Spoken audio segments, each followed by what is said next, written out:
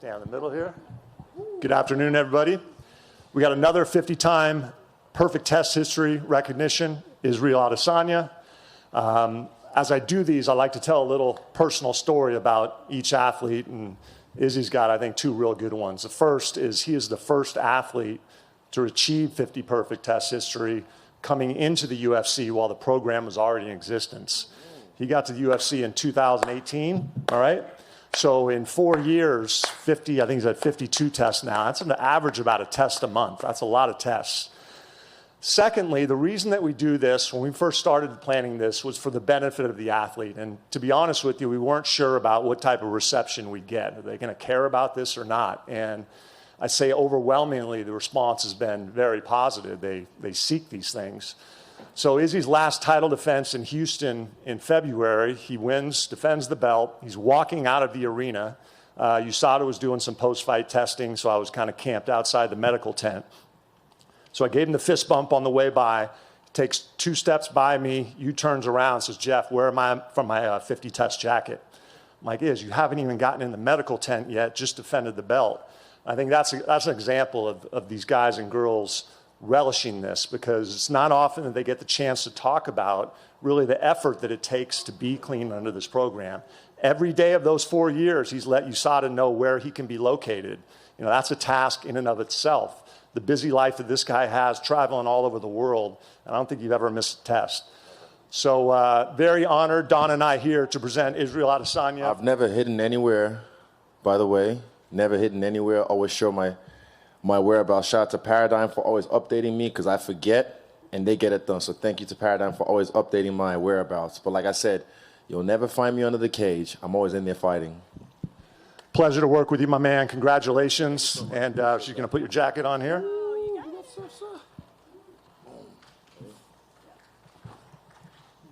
Take a little picture here.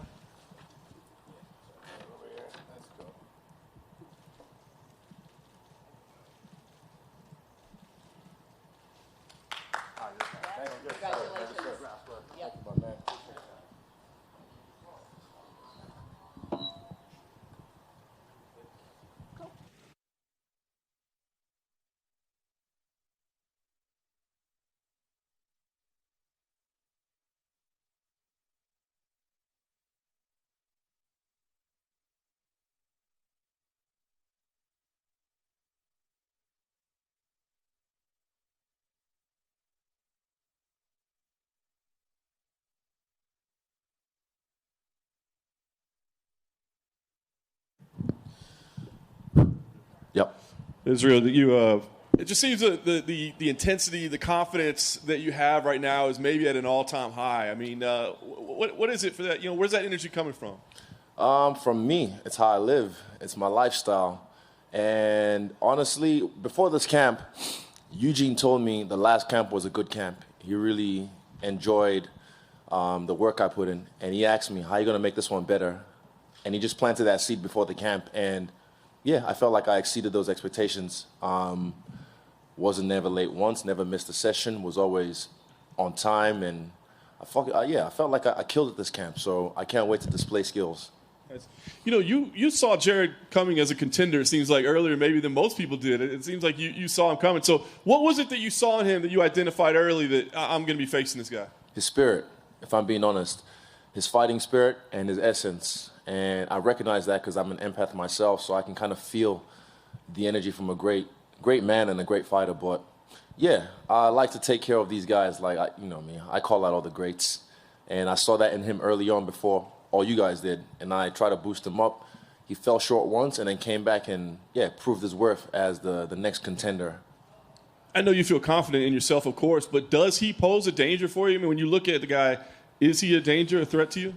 I don't feel so. I feel like he poses a danger the same way all my past opponents pose, you know, dangerous threats. But they keep talking about power. What is it? You ever heard that before when someone fights me? Oh, there's power this, power that. It's the same old song, you know? Fucking get it off repeat. Get me a new song. I'm just glad I have a new blood to fight in this fight. So, yeah, it's time to eat.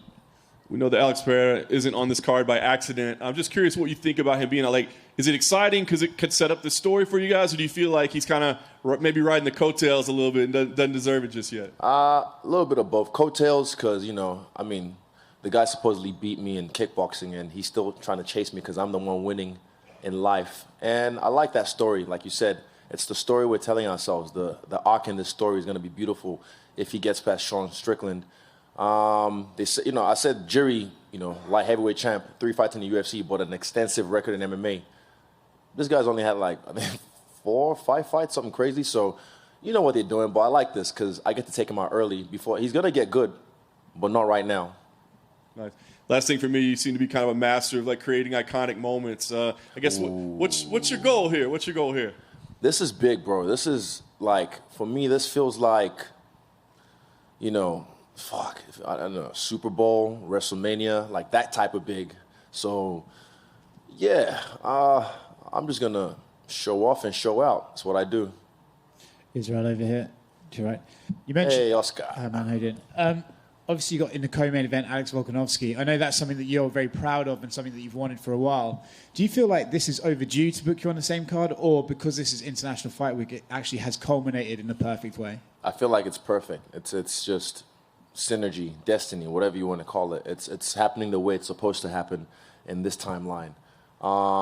And yeah, what a way to cap it off. Me and Alex closing out the show in spectacular fashion. Even at the house, man, the vibe is just unmatched. Literally, everyone that pulls up and just says, man, you guys' energy is different. You look on my freestyle bender page or Alex Volkanovski's YouTube page, you see the content we're dropping, the challenges we're having. Our team is we're just cool. We're a cool family. And I feel like the energy right now is just, you can't be fucked with. Yeah. You mentioned about putting on a show, which you obviously like to do. Do you think by the time we get to Sunday, this event will be remembered as one of the great international fight weeks like UFC 189 and something like that? Facts. I feel so. I feel like this is one of those ones that's going to be memorable because I like to make things memorable. You know how I do. I put this on myself so that way I know, like I said, pressure makes diamonds. And when you put that pressure on me, when I put that pressure on myself, I will shine like a diamond. Right, last thing for me, obviously, you just received the USADA jacket. It clearly means a lot to you. I'm sure. What does it feel like to get that on stage today? When you're great, they talk about Tittygate. So at the same time, I'm like, how the fuck? They just need to find excuses to, take away my greatness. And I understand this is what people are supposed to do. So I let them. And then, look, I will give $3 million to anyone who could ever have concrete evidence that I even know what the fuck I'm doing with steroids or how to take steroids. I promise you, wallahi, $3 million if you can find anyone who has concrete evidence that I've ever even purchased, touched, or done any kind of performance-enhancing drugs or whatever. I watched, what's that, Icarus. Is it Icarus? That's how much I know about steroids from that documentary.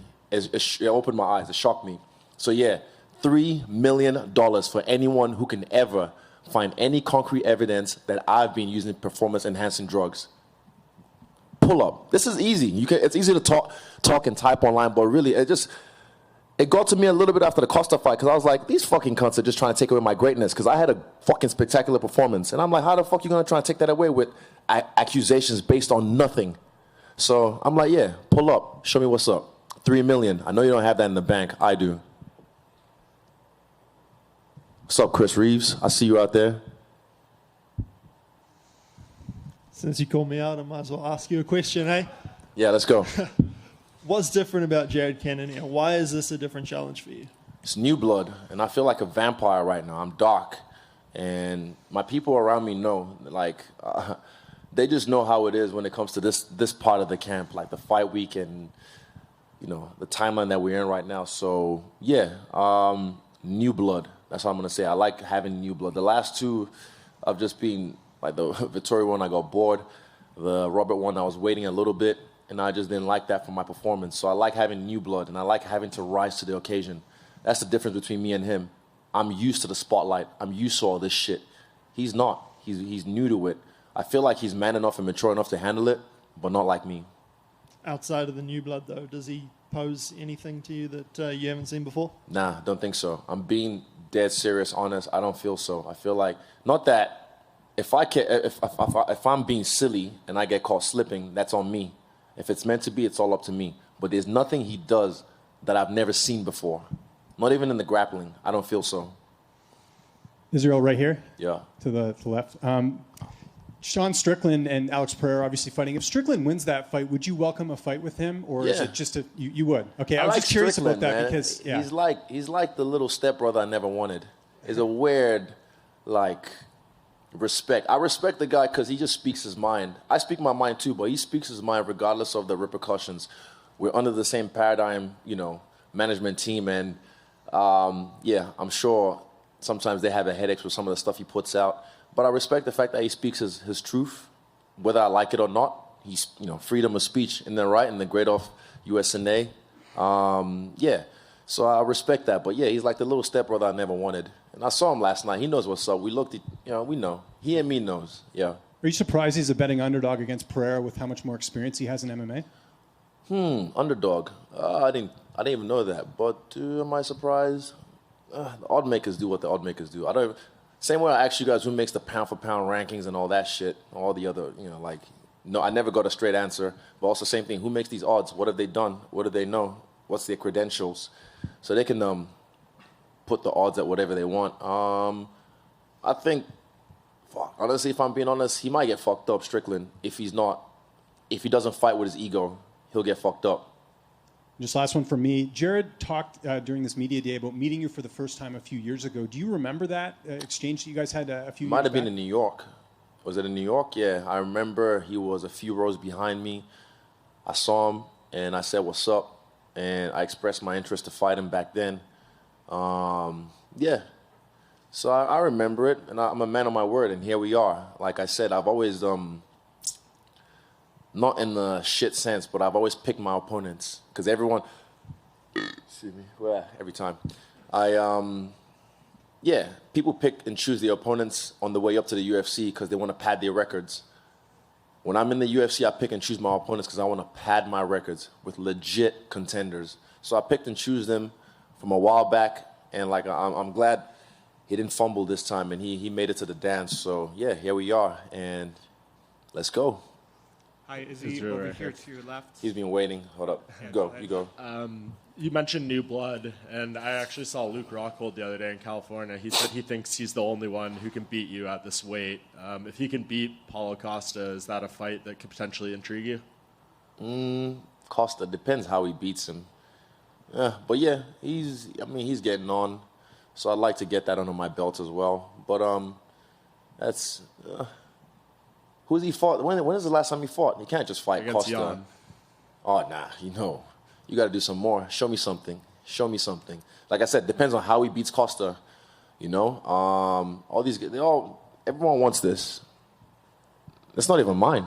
I don't know. They got it from the fucking thing. I don't know where mine is right now. I literally don't know. Like I said, I don't care. But this thing gets a lot of attention, and it looks good on my black skin. So that's why I like to wear it, and it brings in more money, more checks, all that. But I just want to kill all these guys, all these names. And Rockhold is definitely one of those names that can be on that list.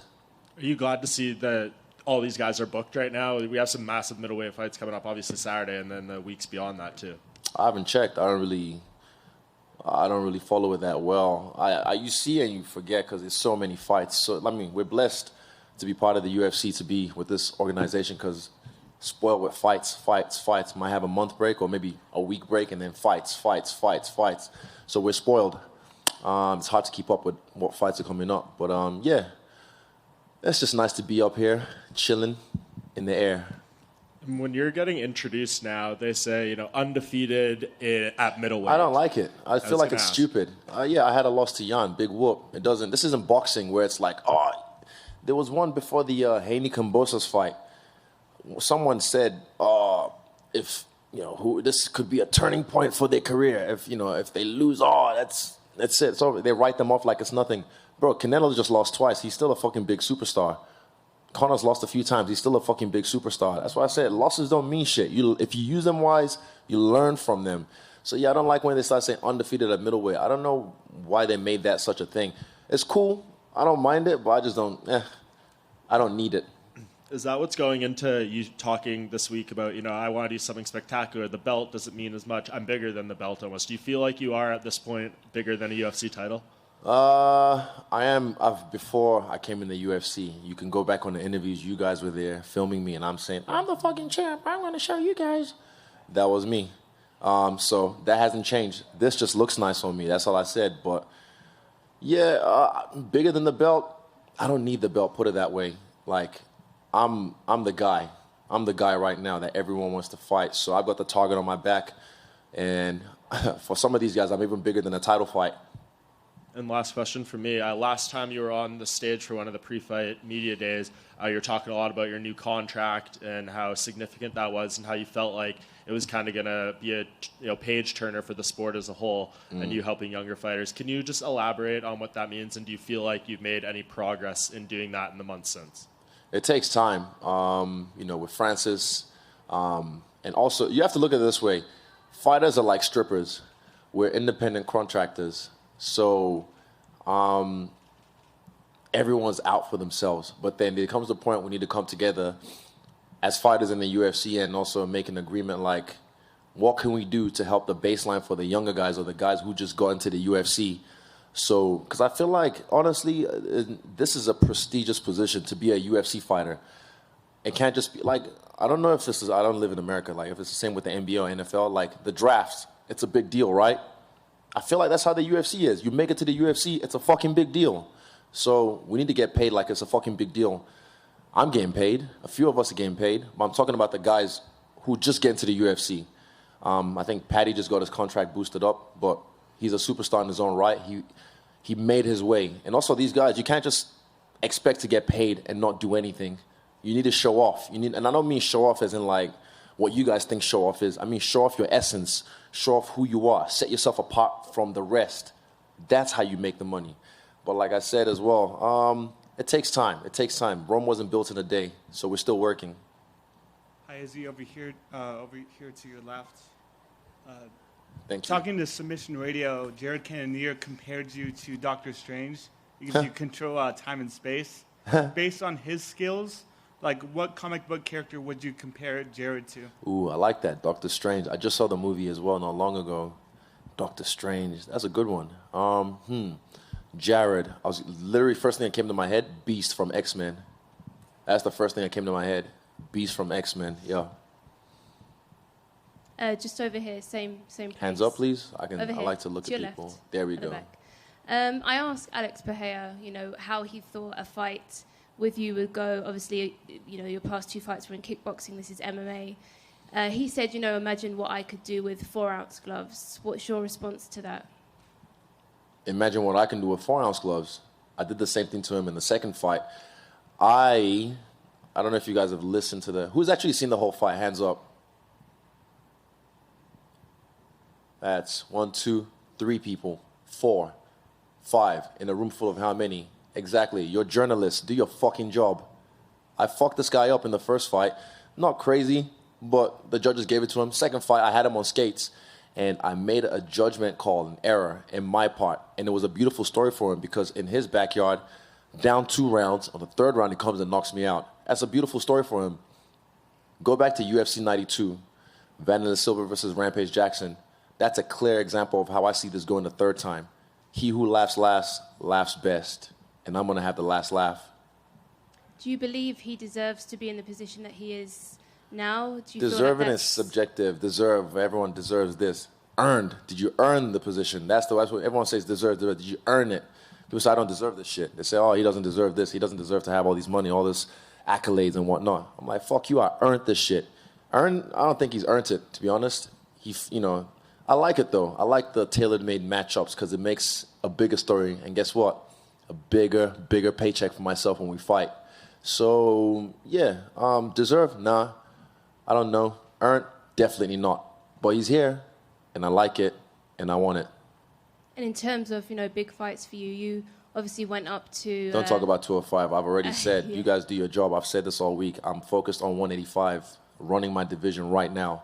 That's all I'm focused on. Okay, thank you. No worries. Israel, back here. Hands up, please. Thank you.